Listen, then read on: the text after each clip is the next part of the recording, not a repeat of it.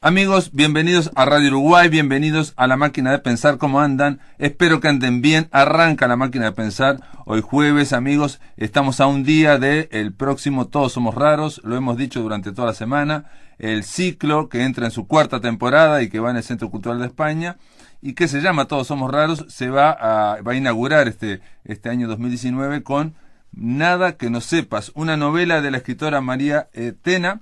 Es una escritora española, ustedes ya la conocen, ha pasado por La Máquina de Pensar, ha venido a Montevideo varias veces. La última vez estuvimos hablando de Mi novio chino, de que es su anterior novela, y le damos la bienvenida aquí desde Montevideo a María Tena. María, ¿cómo andás? ¿Andás bien? Muy bien, Pablo, deseando ya verte y muy contenta, la verdad, estupendamente. Uh-huh. Hay que decir que una y otra vez María Tena ya había anunciado, y bueno, yo te lo había comentado, lo dijimos también aquí en la radio, en La Máquina de Pensar, que estabas escribiendo hace un par de años una novela uruguaya, la novela uruguaya de María Tena. Demoró, ¿no? Sí, la novela ha tardado mucho en hacerse porque había que reconstruir un mundo, ¿no? Un mundo de la infancia, de la adolescencia, un mundo que yo había dejado de lado de repente, ¿no? Se me había olvidado hasta cierto punto y he vuelto a construirlo. Y ese mundo es otro, claro, no es el de mi infancia, sino es un mundo reconstruido en la ficción, ¿no? Completamente en la ficción y con mi voluntad de novelista, no con mi voluntad de biógrafa, ¿no? Uh-huh. Y bueno, pues es muy interesante, ¿no? Esos mundos que uno abandona y que vuelve a reconstruir y que ya es otra cosa, pero que las emociones siguen ahí, ¿no? Ha sido un proceso realmente interesante y emocionante, muy emocionante. Uh-huh. Javier Cercas dice siempre que toda literatura es metaliteratura, ¿no? Y que toda literatura es autoficción o autobiográfica, que es imposible que no tenga algo de la autobiografía y que no, porque los libros también se hacen con otros libros y los libros se hacen con la vida también del escritor. Más allá de que uno pueda, digamos, matizar o no esa opinión, en tu caso, en el caso de tu novelística, ¿no? Por lo menos pensando en las últimas dos novelas, ¿no? Mi novio chino transcurre en Shanghái o en Shanghai, como me enseñaste que se decía, pero ¿por qué? Porque tú fuiste comisaria de la Expo Shanghai, digamos del pabellón español en China, y ahí transcurre tu novela. En este caso, la novela uruguaya que venís a presentar acá, que ganó el premio Tusquet de novelas 2018, un premio muy importante en la literatura de lengua castellana, de lengua y que realmente incluso tiene un importe muy importante, ¿no? ¿Cuánto tiene el premio? Tiene 18.000 euros de premio, que Hacienda se lleva unos cuantos, bastantes, y bueno, pero no me quejo nada porque la maravilla de este premio es, aparte de que es un dinero bastante interesante, es el prestigio que tiene, ¿no? Claro, es un prestigio ya de muchos años y realmente es como dar un paso importante en la carrera literaria, ¿no? Uh-huh. Bueno, yo lo que decía era que en tu novela uruguaya, digamos, Nada que no sepas, ahí la protagonista se le muere un hermano, ella se había criado en Montevideo, en el barrio de Carrasco, tenía una idea idílica de ese Uruguay, ¿no? Previo a la época de convulsiones, donde todo convulsionó y el Uruguay cayó primero en un periodo autoritario de guerra de guerrillas y después terminó en una dictadura militar de muchos años. Previo a todo eso, ella vivió en algo que vos una vez me dijiste era como el vivir en el Gran Gatsby, una cosa así. Sí, total, qué memoria tienes. Es verdad, era una burbuja, ¿no? Que yo era pequeña, o sea, yo era una niña de 12 años o de 13 años y la recuerdo idílica, ¿no? Ese idilio que se mantiene cuando uno se enamora por primera vez, por ejemplo, ¿no? La adolescencia es un mundo bastante idílico, ¿no? Cuando empiezas a descubrir muchas cosas de la vida, ¿no? Que solo pertenecían a los adultos. Bueno, realmente yo tenía totalmente idealizado ese periodo de mi vida, ¿no? Y luego de repente nos tuvimos que ir, yo me tuve que ir como persona y la protagonista también en un momento dado se tiene que ir por un golpe brutal que le da la vida, ¿no? Uh-huh. Y bueno, muy pequeña, y entonces todo eso se va elaborando en una memoria ya sin la realidad, ¿no? y la novela es reconstruir ese mundo y reconstruir también lo que pasó a los amigos, aquellos que tenían mis padres, a los amigos que teníamos nosotros, a esa libertad de ir en bicicleta sin frenos, ¿no? Es un poco una de las imágenes, es esa sensación, ¿no? De que vivir en una playa, ¿qué es vivir en una playa, no? Es una sensación de libertad, de naturaleza, y sobre todo cuando en España estaba todavía vivo Franco, ¿no? En esa época, ¿no? Y es el contraste entre ese país maravilloso, idílico, de las playas, de la democracia, del laicismo, de la cultura, con la España de Franco, que era una España bastante oscura. Sí, llegas a decir en un momento que esa España, la protagonista, ¿no? La narradora dice que esa España era oscura como una Semana Santa o algo así, ¿no? Sí. Efectivamente, era el final de la posguerra, ¿no? No había ya hambre en España, pero Franco seguía vivo. Y Franco hasta el último momento firmó condenas de muerte, ¿no? Y Franco hasta el último momento dejó a mucha gente en la marginación, en la pobreza y en la censura, ¿no? Y entonces era un país que luego fue económicamente mejorando, pero seguía habiendo una falta de libertad brutal, ¿no? Hasta que cuando se legalizó el Partido Comunista, aquello cambió radicalmente, ¿no? Pero ya muerto Franco, ¿no? Sí, pero aquí en esta novela lo que hay es un viaje hacia la memoria, hacia la historia personal, ¿no? Todos sabemos que la memoria personal no tiene un historiador, ¿no? No hay un conjunto de historiadores que la fijen, ¿no? Sino es precisamente la memoria personal, tiene un vaivén que depende de qué momento estoy en mi vida, veo mi vida de una forma o veo mi vida de otra forma, ¿no?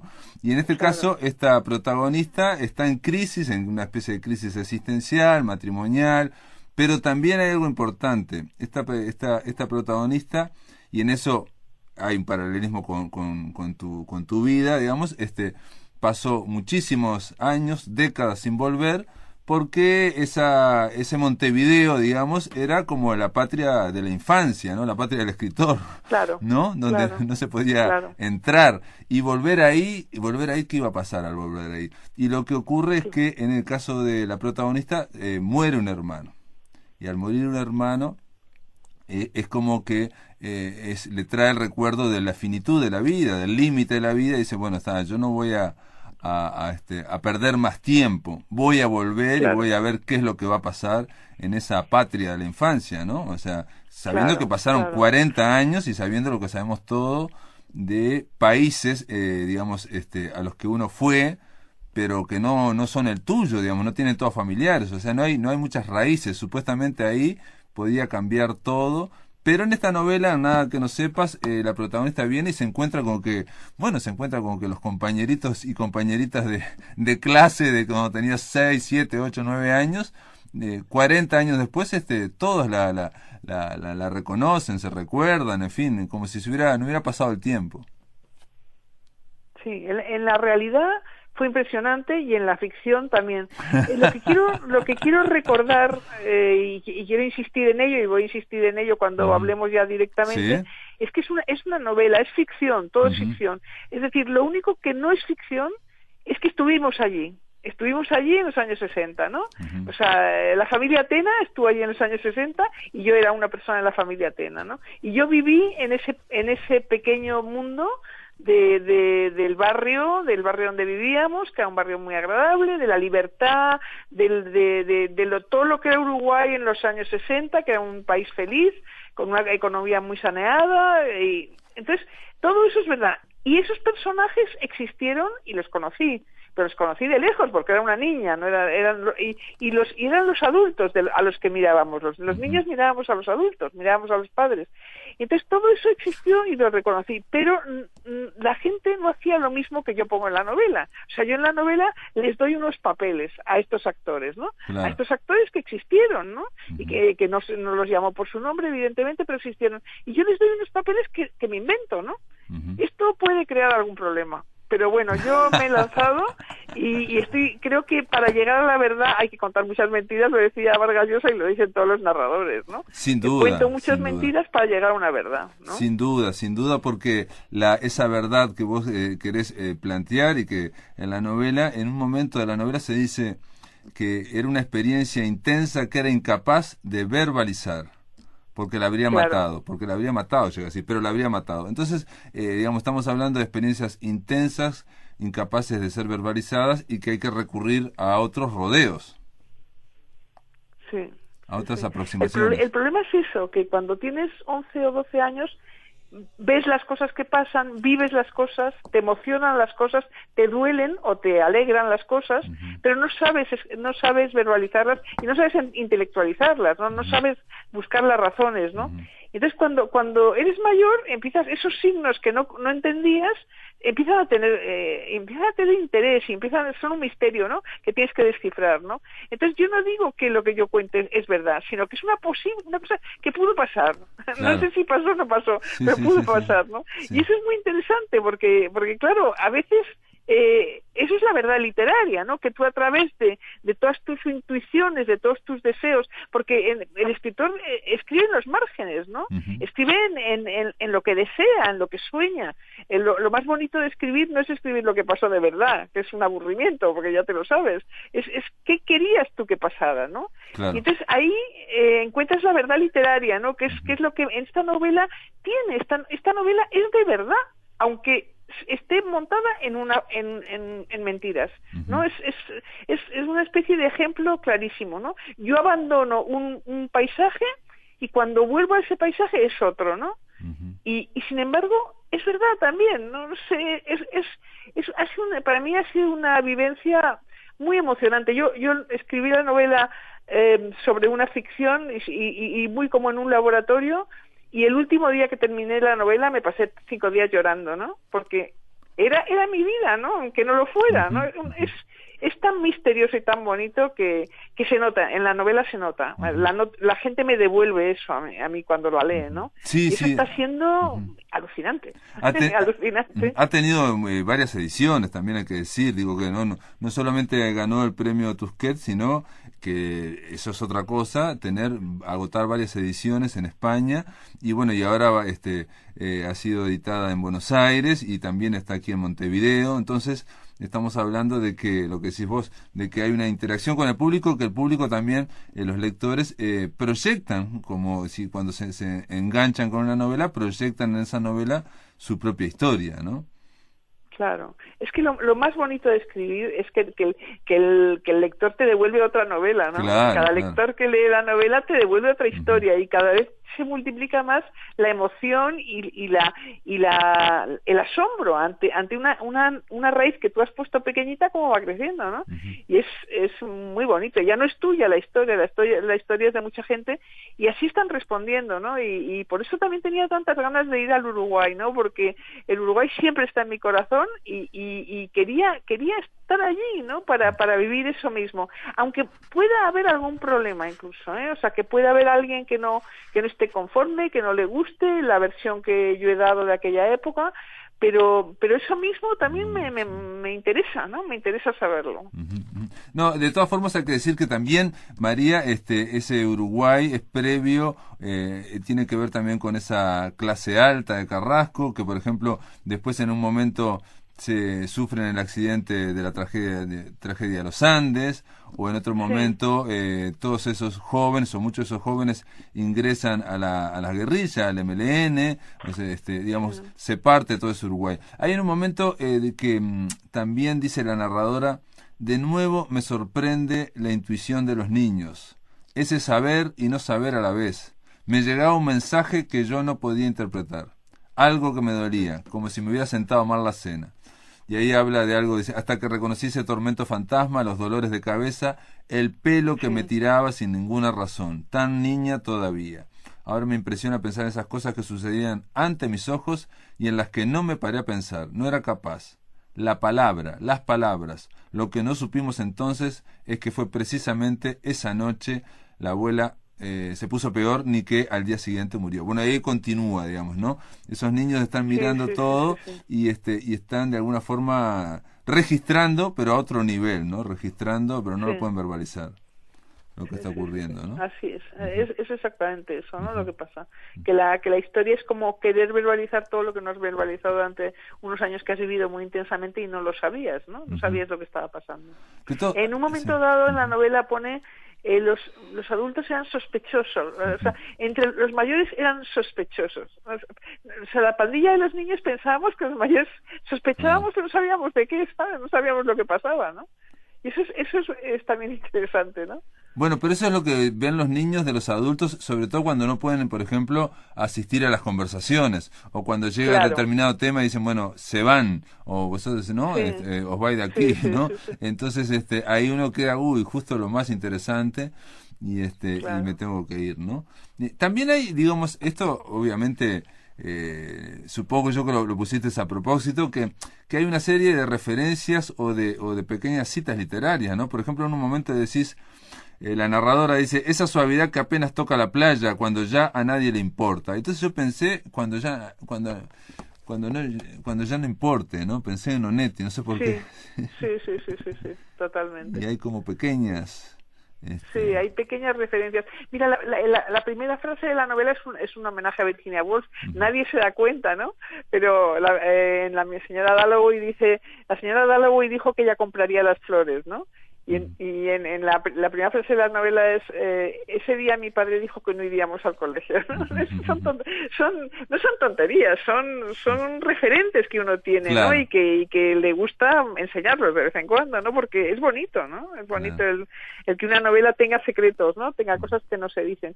Hay de repente una hermana que de la protagonista que aparece y luego de repente desaparece. Pero a mí eso me encanta hacer en las novelas, que haya de repente zonas de sombra que se queden sueltas, como hilos sueltos, ¿no? Que la gente sospecha lo que esa hermana hizo, lo que pasó, pero no lo explico al final, ¿no? También en alguna novela mía anterior había algunos personajes que son personajes que no se acaba de saber lo que pasan, pero que no son personajes importantes de la novela, ¿no?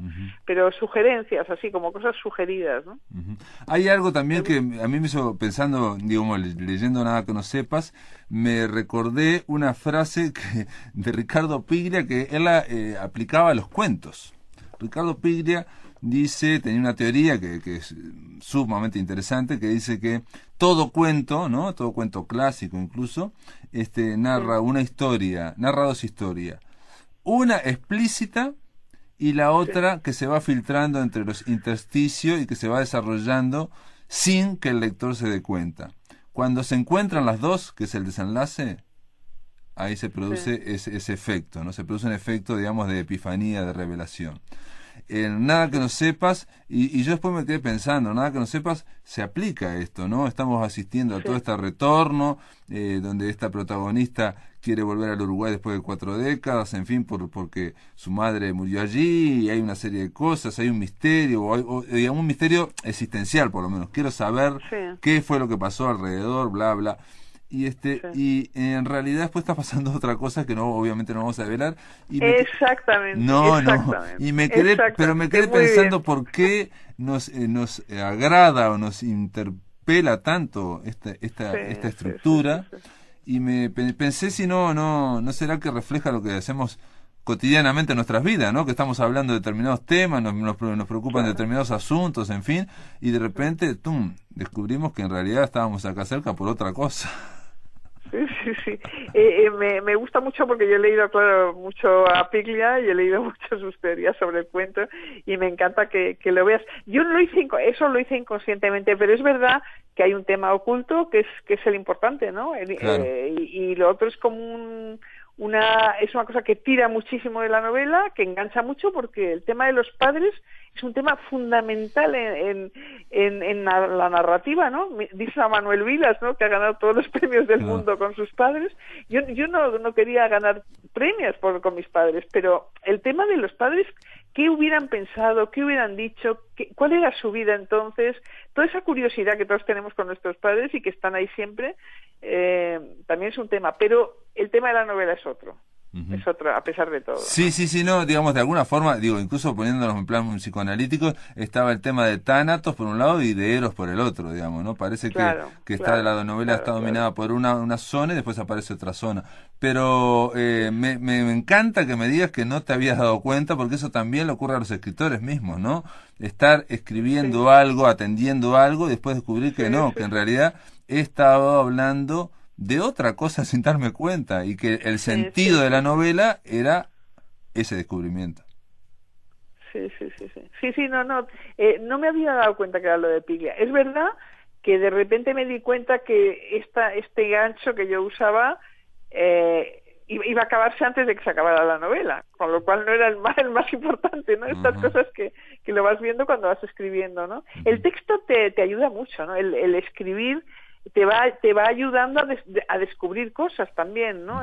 Claro. Y bueno, en este sentido lo que me dices es un descubrimiento para mí, pero al mismo tiempo algo de eso sí que tenía claro, ¿no? Claro, lo intuías. Una parte. Porque ahora cuando me estabas hablando de otros personajes que entran y salen, o de los intersticios, o ese fondo que tiene la novela, bueno, ahí en ese fondo es donde va creciendo la historia cifrada, digamos, la historia oculta, la que se revela al final, ¿no? Claro.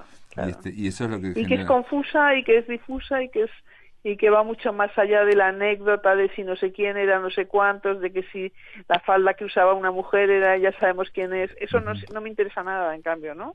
Es decir, yo he cambiado todos los nombres, he cambiado todo y luego los personajes no responden exactamente a lo que son, ¿no? Algunos son más buenos de lo que eran y otros mucho más malos. Y lo de los Andes era una tentación porque mi hermano estaba en ese equipo de rugby, pero ya estaba en España cuando pasó lo de los Andes. Claro. Es una tentación meterse en ese tema, ¿no? Claro. Hubiera sido muy comercial, ¿no? Pero no.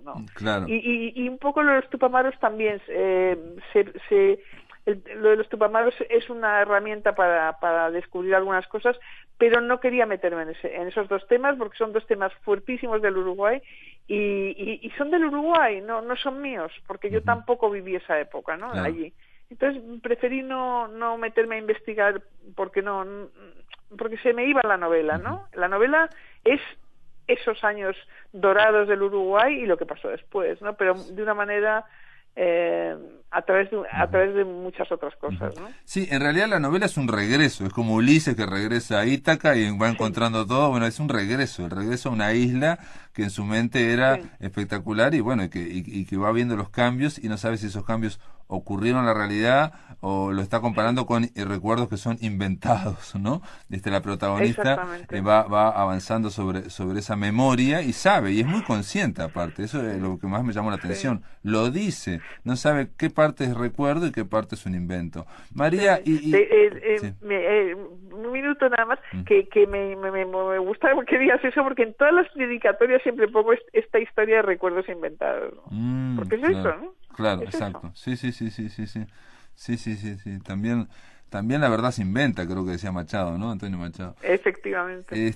María, por falta de fantasía. Claro. O sea que vos viviste acá en Uruguay y ¿en qué año se fueron aproximadamente a España? Nos fuimos en el 65, yo creo que nos fuimos de allí. 65, Estuvimos 5 años en la novela, ¿no? En la novela están menos de un año y pico. Muy bien.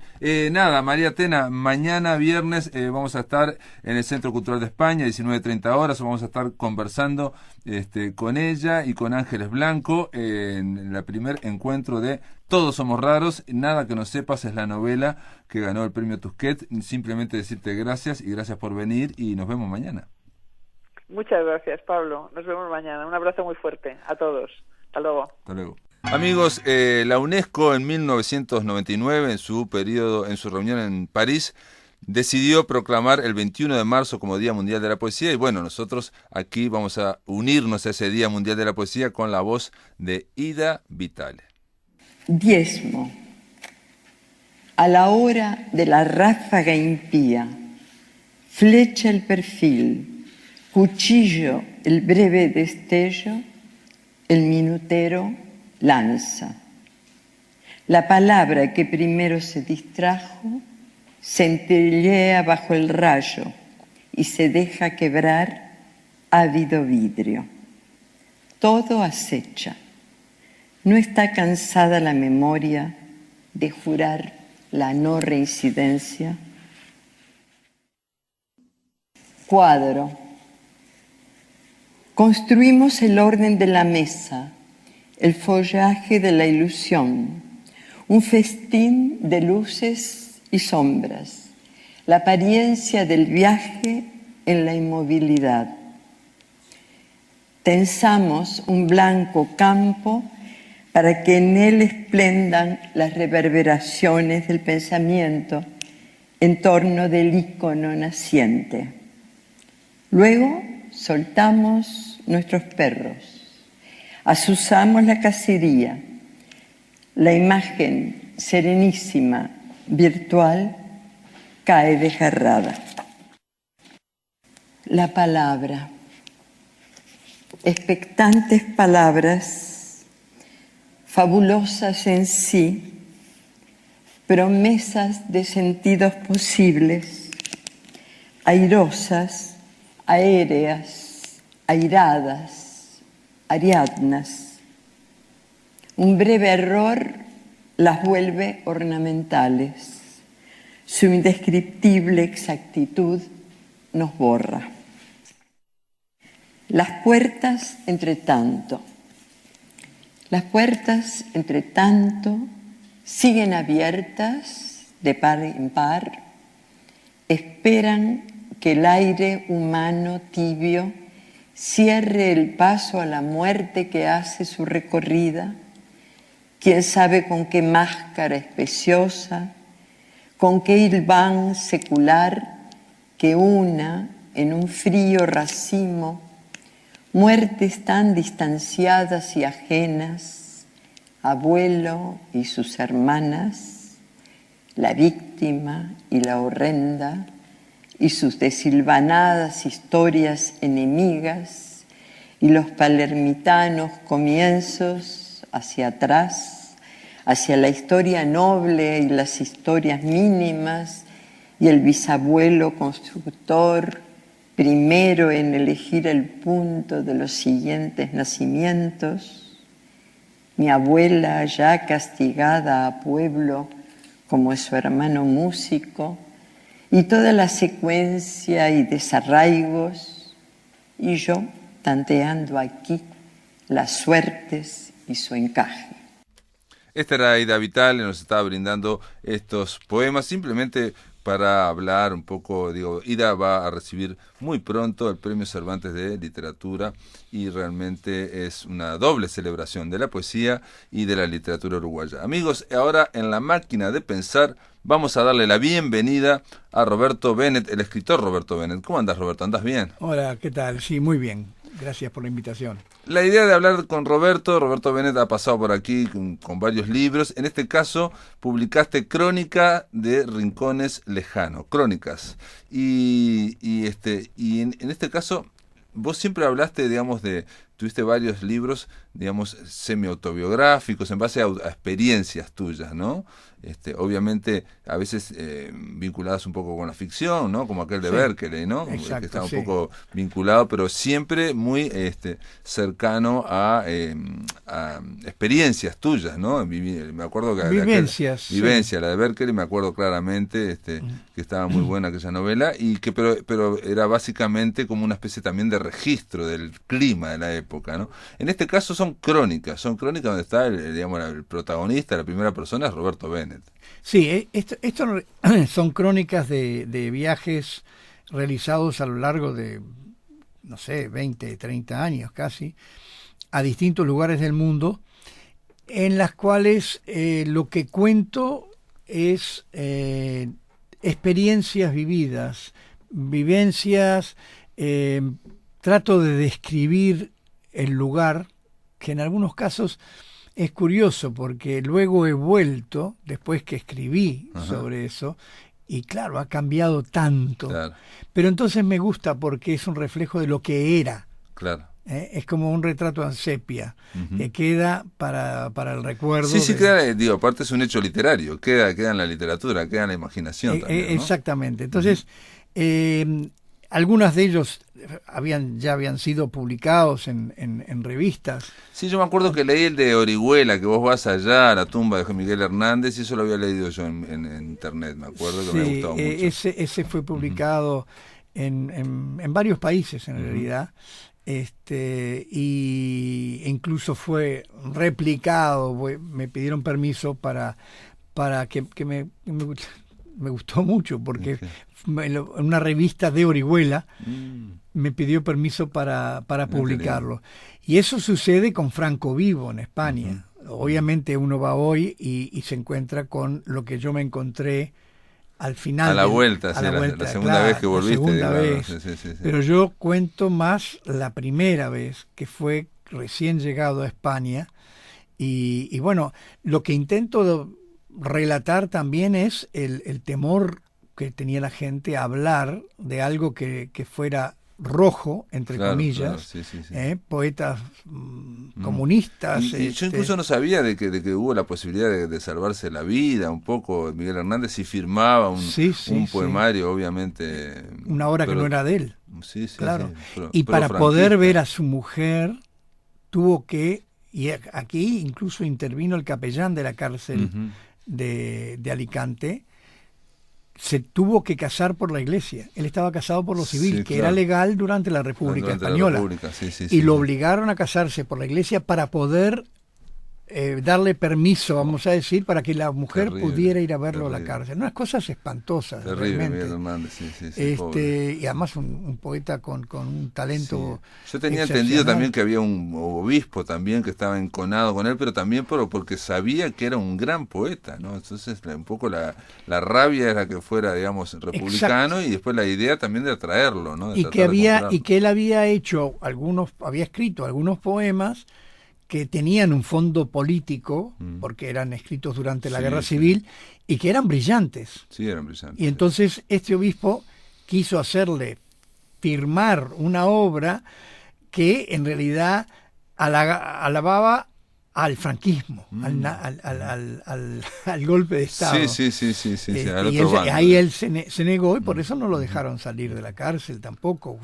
Porque él llega casi hasta la frontera con Portugal, y ahí lo arrestan y lo traen de vuelta para atrás. Y el único delito de él era lo que él escribía y recitaba para las tropas en las trincheras. Sí, tremendo. Pero bueno, es uno de tantas víctimas. No, porque aquí en la contratapa de Crónica de Rincones Lejanos, bueno, en la tapa hay una foto tuya, ¿no? Sacada por vos. Digamos, de un paisaje, ¿no? Es una foto sacada, es la contratapa de las Torres del Paine. O sea, esas son el Parque Nacional Torres del Paine, en Chile, en la Patagonia chilena. Y yo seguí de largo, seguí recorriendo, y busqué una foto que fuera de atrás, no la clásica, sino de atrás de las Torres del Paine. Y ahí está ese lago también. Y en la contratapa yo les decía que, entre otras cosas, bueno, está firmado por Laura Marauda, y dice que hay crónicas de los 5 continentes. Yo no los conté, pero realmente hay de lugares muy distintos, ¿no? Muy diversos, ¿no? Estamos hablando desde Jamaica, Cuba, hasta, bueno, ahí está China, ¿no? Está, Japón, mucho de África. Sí, en África, eso me sorprendió también. Y también está de Iquique. En Chile, sobre la matanza. Sobre la matanza, que eso lo escribí porque justo se dio que cuando se cumplía el centenario de la matanza, yo estaba en Iquique, por trabajo. Fui por trabajo y estaba en Iquique, entonces fui a ver dónde estaba la escuela, que fue reformada y rehecha, pero que está. Y el mercado enfrente está igual. Y cosa curiosa, estaba ocupado por obreros de las minas. 100 años después, impresionante, el conflicto no se ha solucionado, y todos hemos visto las condiciones en que trabajan los mineros, ¿no? Realmente es espantoso. Pero con África, lo que pasa es que yo trabajé en proyectos en África, entonces, y durante 2 años iba todos los meses, por 2-3 días al África. Sí, África, que hay que pensar, digo, no sé cómo estará ahora, ¿no? Pero cuando ibas vos también, digamos, es es un paisaje totalmente contradictorio y totalmente difícil de imaginar para nosotros. Sí, o sea, ahí está el tema de la pluma, de tratar de imaginar. Sí, el paisaje en el momento en que yo fui a Gambia, por ejemplo, porque muchos de estos fueron porque tenía que ir por trabajo. Claro, por otras cosas. Sí, pero sí, yo veía todo eso y bueno, me inspiraba y decía, no, esto lo tengo que de alguna forma retratar. Si fuera fotógrafo lo fotografiaba, pero yo las fotos las saco, pero para mí, pero lo tengo que contar. De alguna manera lo tengo que contar. Y en Gambia, cuando llegué, las anécdotas son increíbles porque Gambia es un país hermoso. Uh-huh. La gente es hermosa, son los mandingos, son realmente una raza, son altos, esbeltos, simpáticos, la ropa colorida, pero están olvidados de la mano de Dios.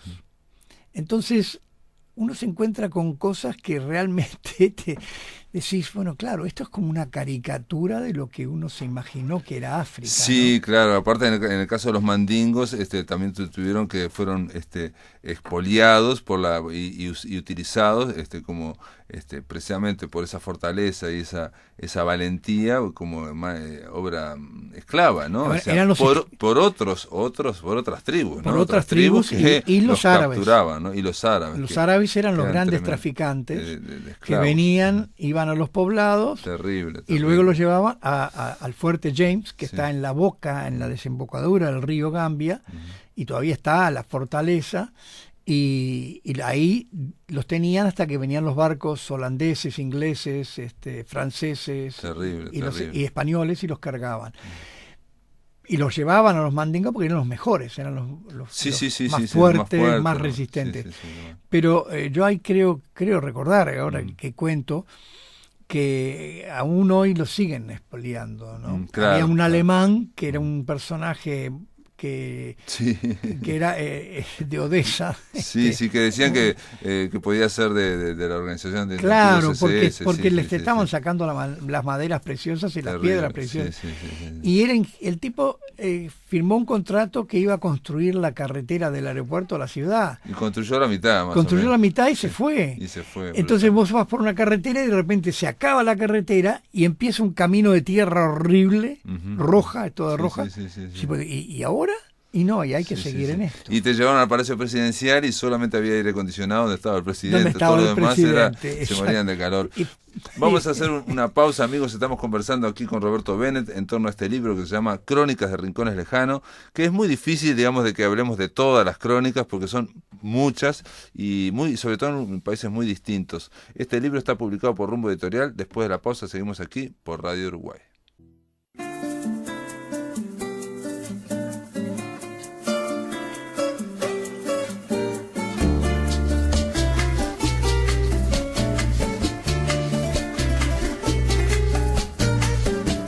A la deriva la noche, la selva invade el lancho, la luna bola de sangre, la devoró el tiburón, las olas vuelan tiñosas, rizadas por un ciclón, Pilar navega sin rumbo, bajo un diluvio de ron.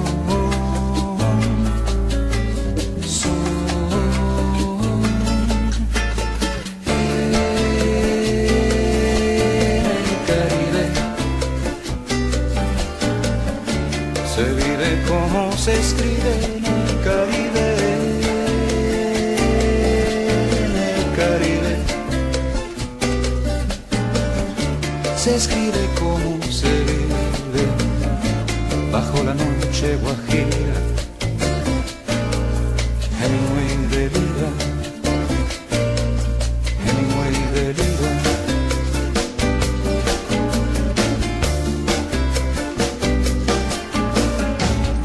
Sirena picúa, se proa de mascarón,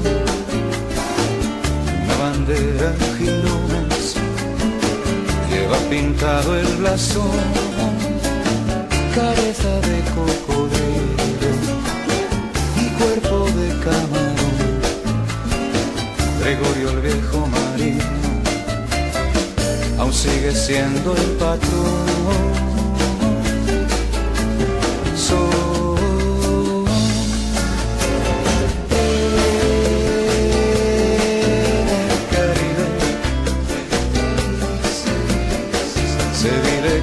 Se escribe en el Caribe, en el Caribe. Se escribe como se vive bajo la noche guajira. Hemingway delira,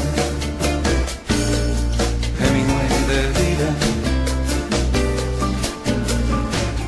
Luis Eduardo Aute, Hemingway de Lira. Este es un temazo, es una gran canción del disco Alevosía de 1995, y lo quise poner un poco porque estamos con Roberto Bennett hablando del libro Crónicas de Rincones Lejanos, y una de las crónicas es precisamente que, Roberto, fuiste ahí a Cuba y conociste lo que aquí Aute menciona como Gregorio el viejo marino aún sigue frente al timón, ¿no? Y habla de Pilar, ¿no? Pilar navega sin rumbo, por un mar de ron o de no sé qué, no hay ron, ¿no? Y obviamente seguramente. Es Hemingway, ¿no? Se vive como se escribe como se vive, es el estribillo, ¿no? Bueno, hoy en día es un centro de atracción turística, no lo mismo que la finca de Hemingway en San Francisco de Paula. Yo tuve la suerte de ir la primera vez, creo que fue en el año 83. Y como a mí me interesaba muchísimo, sobre todo El viejo y el mar, la obra de Hemingway, pedí que me llevaran, y que me llevaran a Cojimar, el pueblito de pescadores que está relativamente cerca de la finca. Bueno, en la finca, cuando yo fui, no era museo, hoy es museo. Claro. No era museo, pero estaba exactamente igual que cuando la última vez que estuvo Hemingway ahí. Estaban hasta las revistas arriba de las mesas, estaba todo conservado ahí, y iban personalidades que pedían para ir, claro, escritores, gente que visitaba Cuba. En ese momento el gobierno los llevaba, y realmente faltaba que apareciera el viejo dando la vuelta a la esquina, ¿no? Estaba realmente conservado de una manera increíble, y por suerte se conservó. Y había cosas que me llamaron la atención. Por ejemplo, en el baño se ve que Hemingway tenía una obsesión con el peso y con cómo eran sus... complexión física. Entonces, escribía, se pesaba y escribía en la pared al lado del water, lo escribía sentado. Sí. Cuánto pesaba cada día, no sé qué, no sé cuánto. Está exactamente igual. Y de ahí pedí que me llevaran a Cojimar. Y ahí fue donde yo pedí para ir al bar La Terraza, con ya la mentalidad típica de pensar, bueno, esto ya no debe existir, claro, lo deben haber tirado abajo. No, Cojimar estaba como congelado en el tiempo. Entonces entramos al bar La Terraza con un amigo veterinario que iba conmigo, y con un veterinario también cubano que nos llevó. Entonces, claro, no había turistas en esos años. Uh-huh. ¿Y ahí te encontraste con Gregorio, el viejo marino? No, le preguntamos al barman, digo, aquí era donde venía Hemingway, que está... Uh-huh. Sí, dice. Bueno, ¿y dónde se sentaba? A ver, cuente un poco. No, sentaban en aquella mesa, ¿eh? Uh-huh. Entonces fuimos a la mesa y se ve lo que él describe en el libro. Claro, la llegada de los que barcos. Del otro lado está la factoría donde troceaban tiburones. Uh-huh. Está ahí, tú la ves, está claro, tal cual estaba. Dice, pero si esperan un rato, ahora viene Gregorio y les cuenta más. Y yo la verdad no me acordaba como quién era Gregorio. Claro, Gregorio, sí, el patrón del Pilar, el patrón de Hemingway. Hasta que es el barco de Hemingway, el Pilar. El Pilar es el barco de Hemingway. Sí, es el patrón, viene todos los días, acá de tardecita, se esperan un rato, o si no lo mandamos buscar, esa frescura de la gente. Sí, la típica. Entonces, llama uno y dice, Minguito, vení, que esta gente quiere hablar de Hemingway, no sé qué. Bueno, Minguito era un pescador de tiburones que también lo conocía a Hemingway. Y entonces empezamos a hablar y dice, yo voy a buscar a Gregorio. va a buscar a Gregorio y traen al viejo Gregorio. El viejo Gregorio en esa época tenía 80 y pico largo. Pero era un roble, claro, flaco, todo enjuto. Y bueno, nos sentamos a charlar y el loco contó toda la historia y entonces cometimos el típico error que después él nos dijo que había habido un equipo de la RAI que lo había ido a entrevistar y había cometido los mismos errores. Así que usted es el viejo del... Claro, el viejo y el mar, ¿no? Y entonces él ahí... Pero te dio una versión bastante diferente, ¿no? Claro, O sea, él ahí me contó, que yo lo puse en el libro, me contó cómo era realmente y quién era el viejo y el mar, que no era él. Sí. Lo que hizo Hemingway... Pero en un incidente que estaba en el Pilar, estaba él, estaba Hemingway, y encuentran en el medio del mar a un señor veterano con un niño, ¿no? Y no tenían nada de comer ni nada. Y se acercan a darle agua o a darle galletas, y el viejo los relaja, le dice váyanse, que no sé qué, que me espantan la pesca, que no sé cuánto. Y a Hemingway eso lo impresionó muchísimo. La lejanía de la costa, estos dos ahí perdidos en un botecito miserable. Y entonces me contaba Gregorio que ellos iban hacia La Habana, en el Pilar. Entonces Hemingway siempre llevaba una libreta y una lapicera. Y se metió adentro del Pilar y empezó a escribir. Y cuando llegaron a La Habana le dijo, Gregorio, averíguame quién es este viejo. Por favor, vete a los... Claro, quería encontrarlo. Y nunca lo encontraron. Nunca se encontró, digamos, no lo ubicaron, digamos, en una zona que, digamos, en esa época todo el mundo más o menos se conocía. Se conocía, pero no lo pudieron 40, ubicar. 50. Y hay que decir también que él te dijo, Gregorio, el viejo marino, ¿no? Gregorio Fuentes, que era español, que yo no sabía. Era español, y era canario. Te dijo que había, en el viejo y el mar había muchas cosas de su pasado, eso sí, ¿no? O eso sea, sí. El personaje lo había adobado con cosas obviamente de aquí y de allá. En este caso, a mí lo que todavía hoy me parece más emocionante, porque es el final en la novela, es lo de los leones en la playa. Claro. Y eso era de él. Él recordaba los leones en la arena, en la playa. Y Hemingway termina diciendo que el viejo estaba soñando con los leones en la playa, algo así. Claro, porque este hombre era de Canarias, entonces en Canarias claro, y él iba al África en los barcos de pesca. Que parece una cosa muy poética en el viejo del mar, no. Y la descripción de las manos, y esos son las manos de Gregorio, las manos eran como una garra, ¿no? Llenas bueno, es una versión distinta, pero digamos que enriquece lo que es esa gran novela que se llama El viejo del mar, ¿no? Exacto. Y que de alguna forma fue de la última gran obra que tuvo este hombre. Pero ahí uno, en Kojima, en ese momento, tú veías a los personajes y una cosa que no puse ahí, que te voy a comentar. Gregorio y este otro Mincho dijeron, Minguito dice, miren, si quieren vernos a todos nosotros retratados, estamos en islas en la... ¿Cómo que se llama? Lo tengo en inglés el título. Sí, Islas en la corriente o algo así. Lo mencionas aquí. Él dice que está en un libro que digamos, donde estamos nosotros es en un libro que se llama... Ahora no me acuerdo. Islas en el Golfo. Islas en el Golfo. Islas en el Golfo. Que dice. Todos los personajes, pescadores... que están en ese libro ellos. Que yo no lo conozco, Islas en el Golfo de Ernest Hemingway. Roberto Bene, Crónicas de Rincones Lejanos, lo que yo anticipé, no podemos recorrer todo, pero bueno, elegimos un par de ellos para hablar y para dar unas pinceladas, digamos, de estos registros, ¿no? Estos son registros literarios, son crónicas donde se recrea. A mí me hubiera encantado hablar, digamos, de cuando fuiste a la Sierra Nevada, pero en Estados Unidos, no la de España, y ese viaje, esa ascensión a 4.500 metros, pero se nos terminó el programa. Así que gracias por estar en La Máquina de Pensar. No, gracias a ti, Pablo, por la invitación. Siempre es un placer venir a charlar aquí contigo. Y de los delfines, teníamos que haber hablado de los delfines. Pero bueno, amigos, mañana vamos a estar en el Centro Cultural de España, 19:30 horas. Todos somos raros. Empieza el ciclo con María Tena. Vamos a estar hablando de Nada que no sepas, la novela ganadora del premio de Tusquet de novela 2018, y va a estar junto a nosotros la periodista Ángeles Blanco. Esto 19:30 horas en el Centro Cultural de España.